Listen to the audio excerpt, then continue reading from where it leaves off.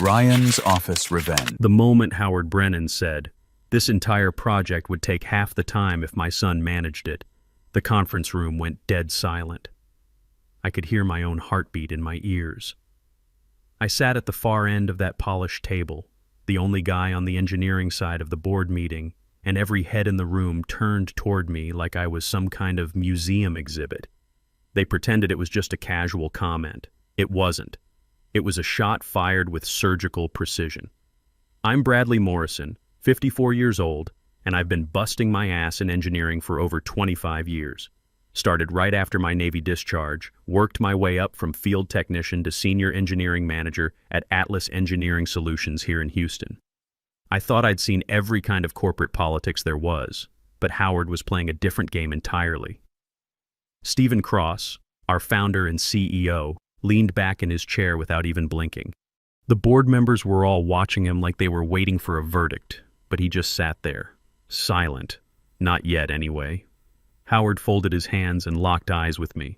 "Jason understands the pace our clients demand," he continued. "Bradley's approach is methodical." The way he said that last word made it sound like a disease. Jason Brennan sat 2 seats away from me, looking like he'd stepped out of a business magazine. Fresh MIT degree, expensive suit, and that smug smile that only comes from never having to earn anything the hard way. When our eyes met, he raised an eyebrow like he was already measuring my office for new furniture. I felt that resignation letter in my briefcase before I even touched it. I'd printed it the night before, not because I wanted to quit, but because I could see where this was heading. Howard had been setting this up for weeks, maybe months. The condescending tone in his voice just confirmed what I already knew. I stood up slowly. "If you want your son to handle it," I said, keeping my voice level, "then this belongs to you." I placed the folded letter on the table. Jason's smile got wider, sharp and victorious. Stephen finally spoke. "Fine," he said, his voice giving nothing away. "Give the project to his son."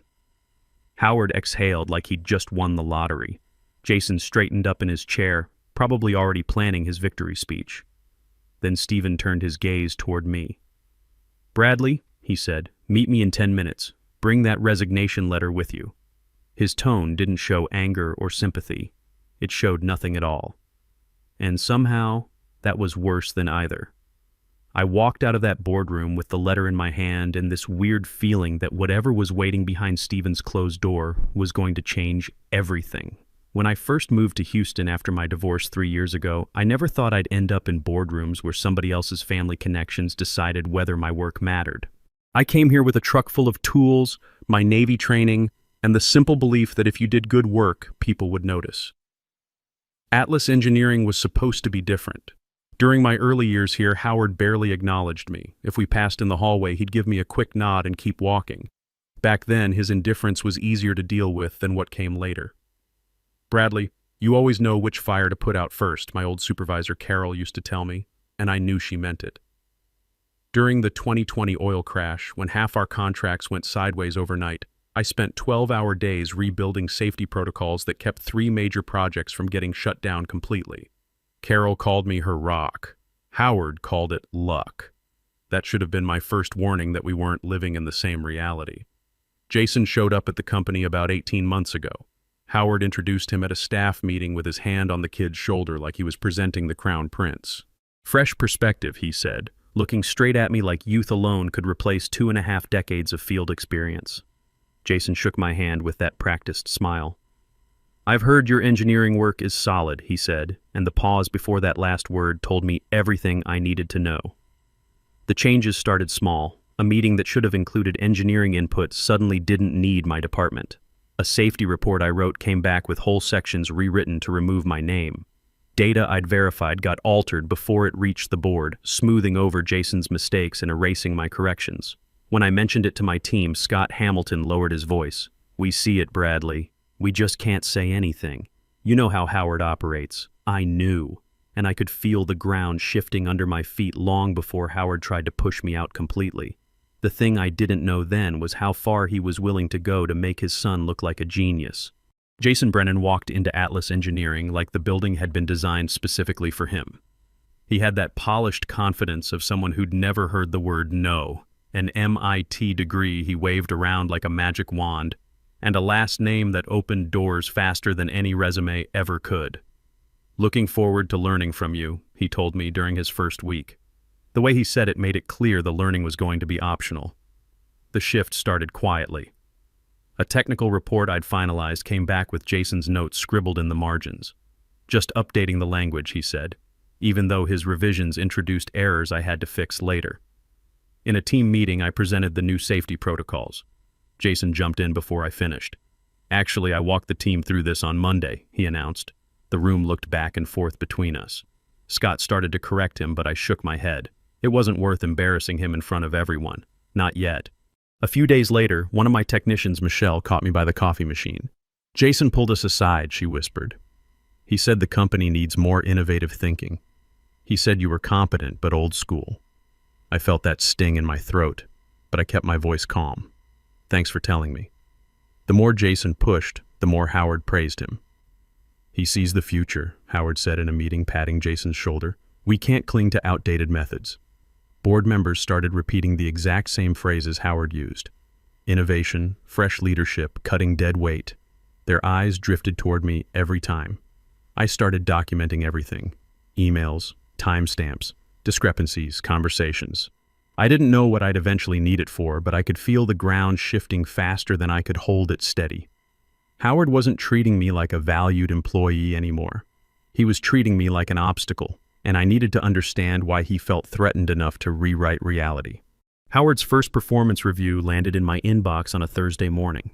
The subject line looked routine, but the content was anything but. My name appeared exactly once, buried in a bullet point at the bottom. Engineering support provided as needed. I stared at it for a long moment before forwarding it to my team. Scott responded almost immediately. "Where are the safety improvements and the contract salvage work?" I typed back. "Ask Howard." I knew he wouldn't. At the next leadership meeting, Howard projected his updated report on the screen. "As you can see," he said, tapping the slide, "process inefficiencies stem from outdated approaches. Bradley's methods worked years ago, but current demands require different thinking." I kept my eyes on the table. Outdated approaches was code for anything I'd built. Jason leaned forward with fake modesty. "I've been testing a streamlined process. With enough support, we can cut weeks off delivery." One of the board members, Helen Ross, nodded. "Speed is what matters now." I spoke quietly but firmly. Speed without proper safety protocols puts us at risk. Several steps Jason removed are required by federal regulation. Howard's smile tightened. "Regulations can be updated." "They can," I said, "but not without disclosing operational changes to clients." For a moment, nobody said anything. Then another board member chimed in, echoing Howard's earlier words. "We need innovation, not resistance." There it was. Words don't travel that far unless they've been planted. Through it all, Stephen Cross sat at the head of the table, hands folded, expression unreadable. He neither agreed nor disagreed. He just watched. By the end of that meeting, the damage was clear. The board didn't just hear Howard, they believed him. And Stephen's silence meant he saw exactly what was happening, but was choosing not to step in yet. I walked out wondering what that silence was really about, and why he wanted to see how far Howard would push. Stephen's office door was already open when I got there, resignation letter in hand. He didn't tell me to sit down. He just looked at me with an expression I couldn't read. "Close the door, Bradley." I did. My palms were sweating, the letter warm from gripping it too tight. He nodded toward the paper. "You brought that this morning?" "Yes." "Why?" His voice was even, not accusing, almost curious. I met his eyes. Howard's been clearing the path for Jason for months. Today wasn't spontaneous. And if I stayed quiet any longer, I'd become the excuse they needed to tear apart everything we've built. Stephen studied me closely. "What do you think Jason can't handle?" I didn't sugarcoat it. The technical dependencies, the safety protocols, the regulatory structures I put in place after the 2018 incident. There are systems that only work because they were built with field experience in mind. Remove the wrong piece, and the whole thing comes apart. He exhaled slowly. "I suspected as much." "I suspected what?" My pulse jumped. That Howard's been falsifying progress reports, he said, glossing over Jason's mistakes, presenting selective data. He tapped his desk. The numbers didn't add up, but I needed confirmation. I held my breath. And now you have it? I do. He was quiet for a long moment. Then he opened a drawer and slid a business card toward me. Gulf Coast Consulting. They're one of our most critical partners. I frowned. You want me to work for them? I want you somewhere Howard can't manipulate you or the data, he said. If you resign, I'll accept it, but your expertise is too valuable to be buried under his politics. The card felt heavier than it should have. Stephen's move wasn't a dismissal. It was strategy, and I was starting to understand I'd been standing on a chessboard without realizing it. Gulf Coast Consulting welcomed me with polite smiles and a stack of files that could have used its own zip code.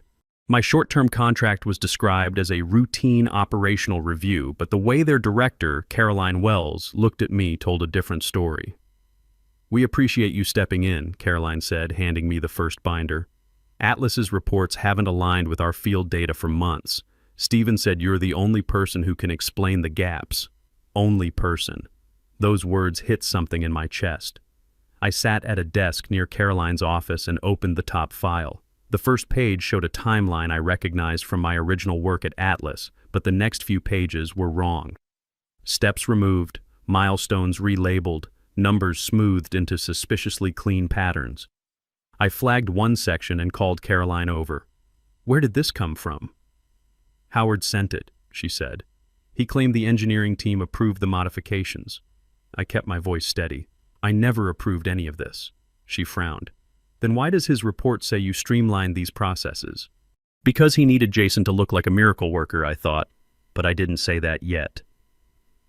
2 hours later, Caroline came back with another file. Bradley, look at these safety logs. They don't match your original protocols. She was right. They didn't. The logs marked as Jason's efficiency improvements were identical to preliminary drafts I'd written months earlier. Drafts I'd never released because they weren't ready. I called Scott at Atlas. Did Howard access my archived files? He hesitated. Bradley, he asked for admin overrides, said it was for a compliance audit. I didn't think I could say no. When I hung up, my hands were shaking. Gulf Coast's documents weren't revealing a misunderstanding. They were revealing deliberate manipulation. Howard hadn't just altered reports. He'd stolen my work, rebranded it, and used it to make his son look competent. And whatever he was hiding was serious enough to risk destroying the company he claimed to protect. By day 3 at Gulf Coast, the evidence wasn't whispering anymore. It was shouting. Every document I opened pointed to the same architect, Howard Brennan. I spread 3 reports across the desk. Caroline stood behind me as I traced a line with my finger. This projection, I said, is built on Jason's supposedly improved efficiency. Caroline leaned closer. But this safety log shows the original error rates. My error rates. This was your preliminary work, I corrected her. Jason copied it and changed the timestamps. She sucked in a breath. How many files? Enough to make incompetence look like brilliance. The next file was worse. It contained budget reallocations I'd never authorized. Tens of thousands shifted into Jason's pilot projects. I flipped to the signature page. Here, I said. He claimed the cost savings came from my department. That's impossible. Caroline's voice dropped. Bradley, this is intentional fraud. I nodded. He inflated Jason's performance and buried every mistake under my name. Howard signed off on all of it. Caroline left the room and came back with their compliance officer, Marcus Drake. Our system flagged major inconsistencies, Marcus said. Your findings triggered an automatic audit. I didn't celebrate. I didn't gloat. I simply handed him the folder. These are the discrepancies. Use them however your protocols require. He scanned the pages and whistled low. This isn't sloppy work. This is deliberate falsification. Send it to Stephen Cross, I said, and the board. They need to see it exactly as it is. Marcus nodded. We'll send it today. By late afternoon, Gulf Coast's formal audit report was already on its way to Atlas Engineering, complete with signatures, timestamps, and confirmation that the altered files originated under Howard's authority.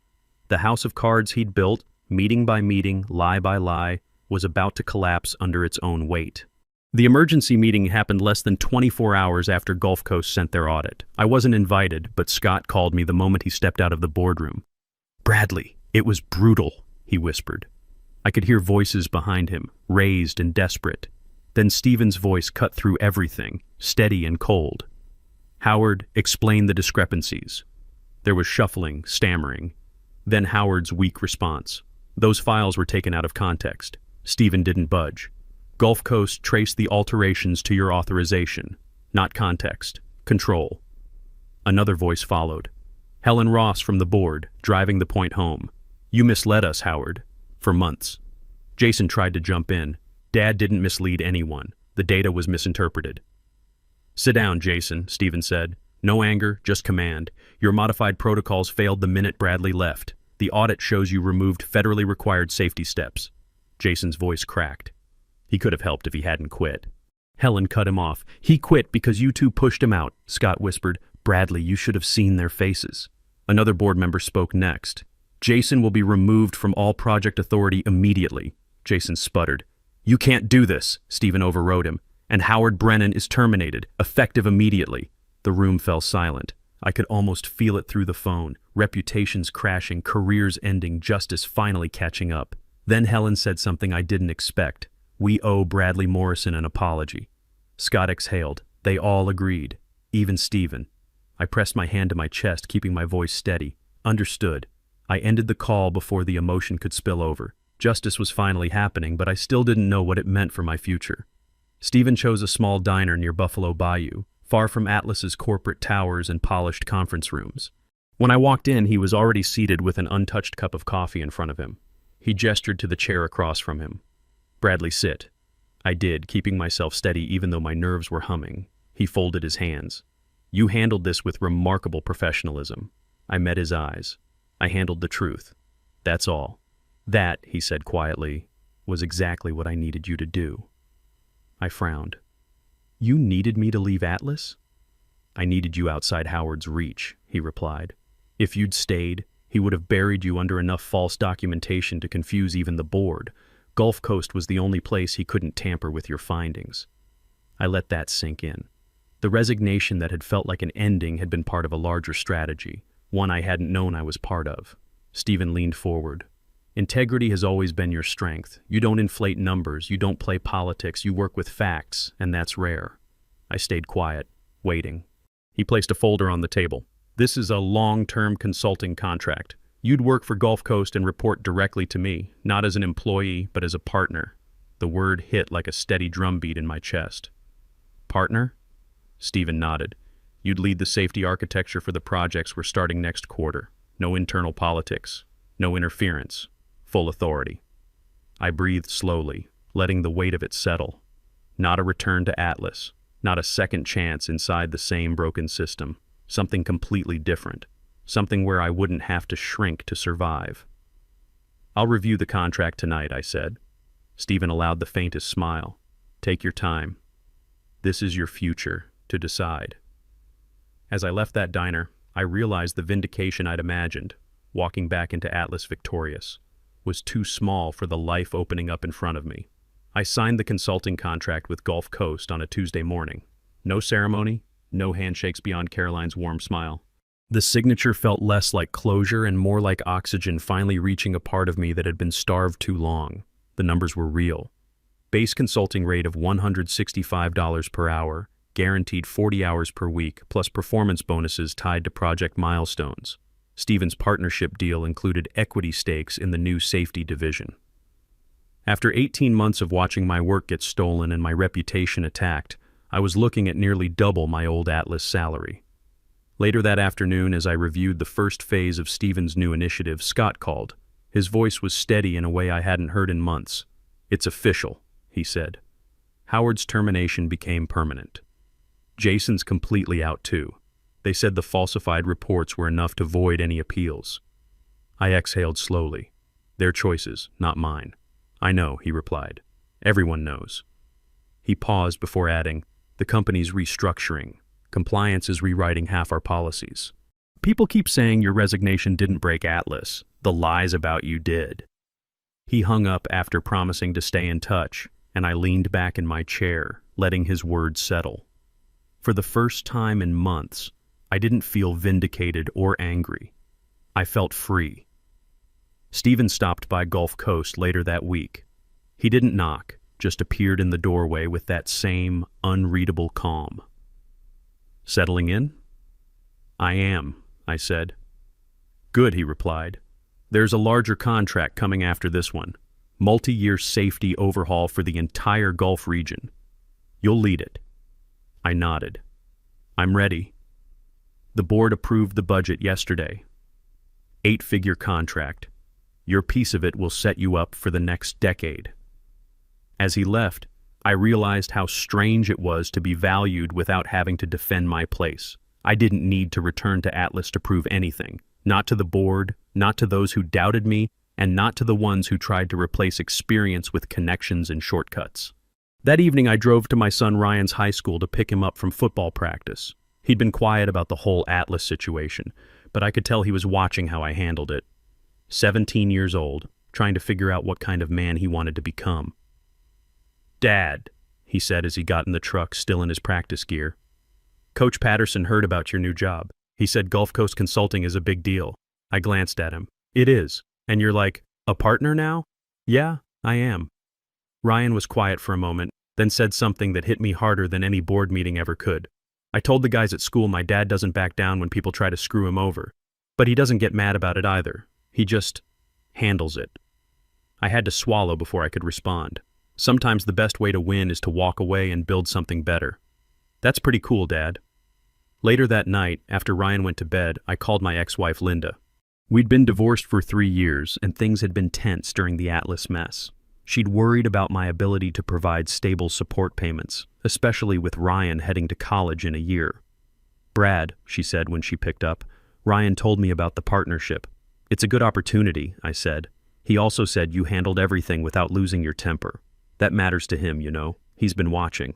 I leaned against my kitchen counter, looking out at the Houston skyline. I figured as much. "The financial stability helps too," she admitted. "College is expensive, and I was worried." "You don't need to worry anymore," I said. "This contract will cover Ryan's education, and then some." There was a pause. "I'm proud of you, Brad, for not letting them break you." After we hung up, I stepped outside onto my back porch. The night air was humid, typical Houston weather, but it felt different somehow, cleaner. My phone buzzed with a text from Caroline at Gulf Coast. "First project review meeting tomorrow at 9 a.m. Stephen will be there. Big things ahead." I typed back, "Ready for it." And I was. For the first time in years, I was working with people who valued what I brought to the table instead of trying to diminish it. Stephen hadn't just offered me a job. He'd given me a platform to build the kind of career I'd always believed was possible. The irony wasn't lost on me. Howard had pushed me out to make room for his incompetent son, and in doing so, he'd freed me to become something bigger than I ever could have been inside Atlas's political machine. They used to rely on my work and pretend they didn't. Now they'd rely on the systems I create without ever being able to control me again. Howard and Jason had destroyed their own careers trying to destroy mine, and I hadn't had to lift a finger against them. The truth had done all the work. The truth and a little patience. Sometimes the best revenge is just refusing to stay small when other people need you to. In the end, competence doesn't need permission to shine. It just needs the right stage, and sometimes that stage is built by walking away from the wrong audience. The most powerful revenge against those who underestimate you isn't proving them wrong. It's building a life so successful that their opinion becomes irrelevant.